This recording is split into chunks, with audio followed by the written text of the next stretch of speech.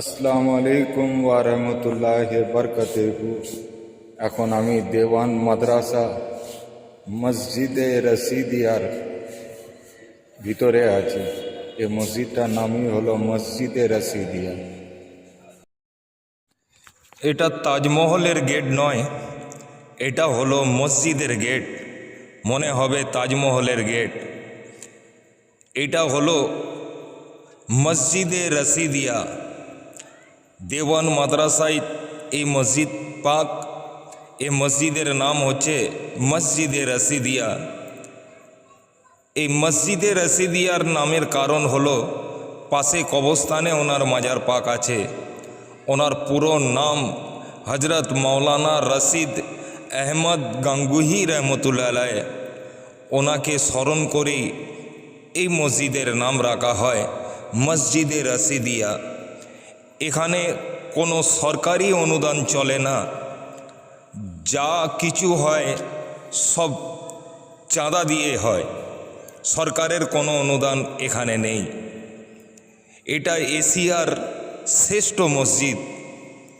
এ মসজিদে একসঙ্গে ৮,০০০ নামাজি নামাজ পড়তে পারবেন, কারণ এর নিচেও এত বড়ই জায়গা আছে যেখানে ছেলেরা এখন পড়ে এবং রোজার সময় এখানে এতেকাব নেন। আপনি তো তাজমহলে গেলে আপনার চোখ ভরবে। এটা সেই তাজমহল, দেখলে আপনার চোখ ভরবে, নামাজ পড়লে ইমানের ঝুলি ভর্তি হবে। এই মসজিদ তৈরি করতে না হলেও ১২ বছর সময় লেগেছে। এই মসজিদটি পূর্ব পশ্চিম ১২০ ফুট, উত্তর দক্ষিণ ১৪০ ফুট জায়গা নিয়ে এই মসজিদটি শুধু তৈরি করা। এখানে ইমাম সাহেব খুতবা পড়েন। পুরো সঙ্গে মরমর পাথরের তৈরি, যা কিছু সব নিজেদের চাঁদার পয়সা। প্রচুর হাইট, আমাদের হলে তো দোতলা হয়ে যেত। এ মসজিদে দেশ বিদেশ থেকে মানুষ আসেন দেখতে এবং নামাজ পড়তে। এই যে বড় সাদা গম্বুজটা দেখছেন, এই গম্বুজের মধ্যে রাখা আছে, এই ঘরের মধ্যে রাখা আছে আমার হজরত মোহাম্মদ মুস্তফা সাল্লাল্লাহু আলাইহি সাল্লাম পাকের রুমাল মুবারক, যেটা তুর্কি থেকে নজরানা হিসাবে পাঠিয়েছিলেন। এই দারুল উলুম দেওয়ান মাদ্রাসা প্রতিষ্ঠাতা বহুজনই ছিলেন, তার মধ্যে উল্লেখযোগ্য হলেন হজরত মৌলানা কাসিম রহমতুল্লাহ আলাইহ। যখন এই মাদ্রাসার ভিত তৈরি হবে, তখন উনি বললেন এই মাদ্রাসার ভিত তাকে দিয়ে উদ্বোধন করানো হবে যার কোনো গোনা নেই। তাই তখন হজরত মুন্নেসা রহমতুল্লাহ আলাইহকে আনেন, ওনাকে দিয়ে এই মাদ্রাসার ভিতের ইট উদ্বোধন করান।